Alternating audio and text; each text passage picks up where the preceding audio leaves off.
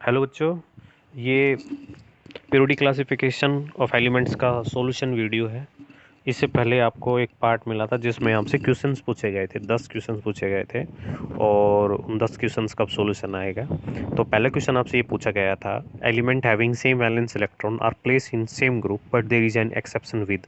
तो बच्चों केवल हीलियम को छोड़ के और सभी एलिमेंट्स हैं उनको उनके वैलेंसी के बेस पे सही रखा गया है, पर हीलियम की वैलेंसी 2 है, पर उनको नोबल गैस की ग्रुप में रखा गया है जिनकी वैलेंसी कितनी होती है नोबल गैस में, आप सभी जानते हैं, बिल्कुल 8 होती है। तो इसका ऑप्शन आएगा डी। एक्सप्लेनेशन आप पढ़ सकते हो, नीचे लिखी गई है कि all the elements of group 18 have 8 valence electron each in their atoms except helium which has only 2 valence electron in its atom as it is duplet is complete। ठीक है ना, उसके 2 हैं और बाकी के सभी के 8 हैं, तो इसका आंसर जो होगा वो होगा डी। चलिए नेक्स्ट है,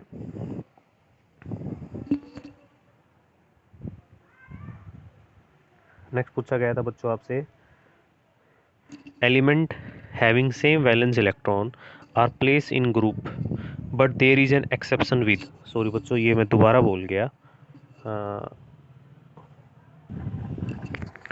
सेकंड क्वेश्चन था बच्चों, पी क्यू आर 3 एलिमेंट्स हैं डेबोनाइट्राइड्स के, जिसमें से पी का जो वेट था वो था 7 और क्यू का वेट था 23, तो आर का कितना होगा, ये पूछा गया था ना आपसे।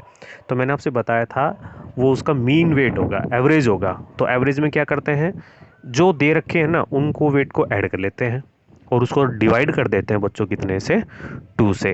तो जो भी आपने लगाया ऑप्शन, तो पी क्या हुआ एलिमेंट्स ऑफ डेबोनाइट्राइड्स, यदि पी 7 है और क्यू 23 है तो आप इन दोनों को ऐड कीजिए, ठीक है ना, 30 और 30 आ गया ना, तो 23 प्लस में 7 30, 30 इज डिवाइड बाई 2, तो यू विल गेट 15। तो जिसका आंसर डी था वो बिल्कुल सही थे। नेक्स्ट क्वेश्चन पे चलते बच्चों।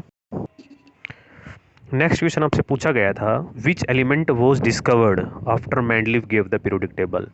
कौन सा एलिमेंट खोजा गया था मेंडलीफ के टेबल के बाद। तो मैं आपसे बता दूं, गैलीलियम था, जिसमें हमने बच्चों याद हुई का सिलिकॉन है ना, ये हम लोगों ने पढ़ा था।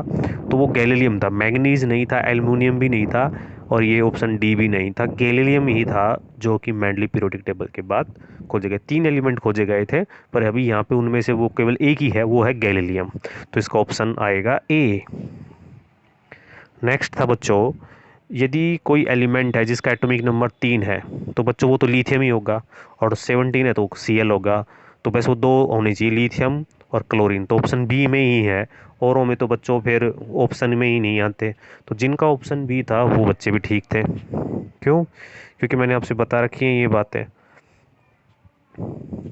नेक्स्ट है, horizontal rows in periodic table और कोल्ड, उनको क्या कहते हैं हॉरिजॉन्टल रोज को। मैंने कहा था जो हॉरिजॉन्टल रोज हैं उनको पीरियड्स कहते हैं और जो वर्टिकल लाइन है उनको ग्रुप्स कहते हैं। और मॉडर्न पीरियोडिक टेबल में कितने ग्रुप और कितने पीरियड हैं ये आप सभी जानते हैं, 18 ग्रुप है और 7 पीरियड हैं। नेक्स्ट है, which element has 2 shells both of which are completely filled with electrons. तो बच्चों इसका ऑप्शन आएगा नियोन। क्यों? देखो, पहले में मैक्सिमम 2 आएंगे, दूसरे में 8, तो इलेक्ट्रॉन तो 10 हो गए, तो एटॉमिक नंबर भी 10 ही होगा, क्योंकि जितने इलेक्ट्रॉन होते हैं वही एटॉमिक नंबर होता है। तो ऐसा कौन सा एलिमेंट है जिसका एटॉमिक नंबर 10 होगा, तो वो होगा नियोन।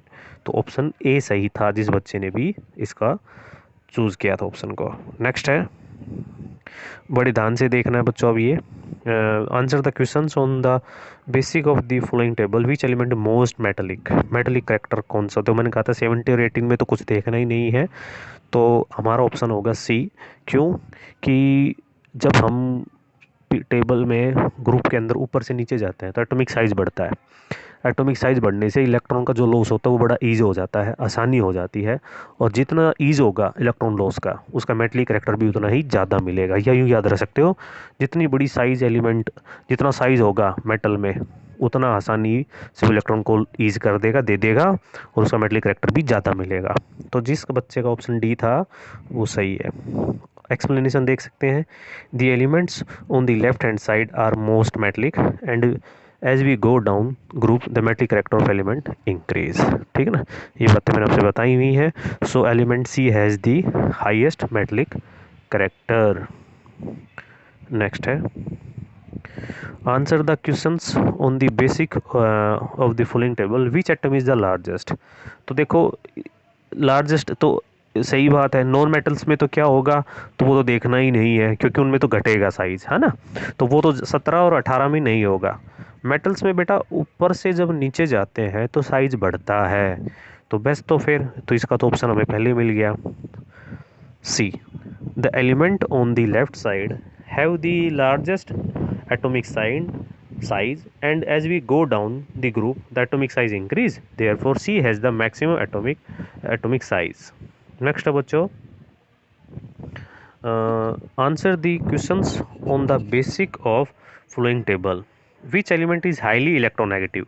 तो मैंने कहा था फर्स्ट ग्रुप तो कोई नहीं होगा, 18 भी नहीं होगा, तो 17 बचा, तो अब इसमें कौन सा होगा हाईली इलेक्ट्रोनेगेटिव, तो इसका ऑप्शन का आंसर होगा, इस क्वेश्चन का आंसर होगा बी, बी होगा। क्यों, देखो इसका रीज़न समझो, इलेक्ट्रोनेगेटिव का मतलब है कि इलेक्ट्रॉन को गेन करना, तो जब हम बात करें भाई, इसका रीज़न मैंने आपसे दिया था कि जैसे जैसे हम नीचे चलेंगे तो नॉन मेटल्स की बात करें तो नॉन मेटल के अंदर क्या होगा कि जो बी पे जो बैठी हुई है मेटल्स, सॉरी जो बी पे जो नॉन मेटल बैठी हुई है,